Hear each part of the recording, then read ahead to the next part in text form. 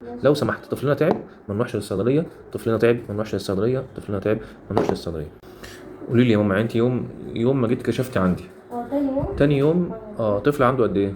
3 شهور ونص. عنده 3 شهور ونص. طيب جيتي كشفت عندي وكشفنا الحمد لله وطمنتك، وتاني يوم جاله التهاب على صدره، كحة بس مفيش سخونية. كحه ومفيش سخونيه. طيب انت ما جيتيش ليه استشاره بدري؟ ما جيتيش ليه تاني يوم؟ ما انا مش فاكرة ان في استشارة، هي دخلتني يوم الخميس استشارة. لا احنا استشارتنا بعد اسبوع، او تيجي في اي يوم. لو بعد الشهر الحاله بقت اوحش، بعد الشهر تيجي بعديها بيوم، بيومين، بثلاثه، باربعه، بخمسه، بسته. طيب انت رحت الصيدليه قالت لك ايه؟ قال لي عنده التهاب في صدره. عنده التهاب في صدره، واداكي قطره 5 نقط. القطره ديت مذيبه للبلغم. كل 24 ساعة. واداكي مضاد حيوي. ايوه. مضاد حيوي حتى من غير يعني.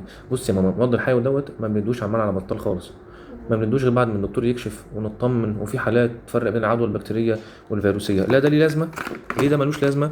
لان دوت بيدوب البلغم. البلغم لما يدوب، ما انا اقول لك، البلغم لما بيدوب بيكحكح طفل 3 شهور، كحته مش جامده، مش هتطلع البلغم ده، فتلاقي الطفل تلاقي الطفل غرق في افرازاته، فده لا. طيب ده مضاد حيوي من غير اي لازمه، من غير اي لازمه. كتره المضادات الحيويه تعمل ايه بقى؟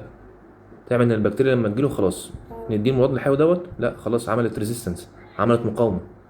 كتر المضادات الحيويه تقتل البكتيريا النافعه وتخلي الطفل عنده مقاومه للنوع دوت من الماده العمليه بتاعت المضاد الحيوي. طب ليه؟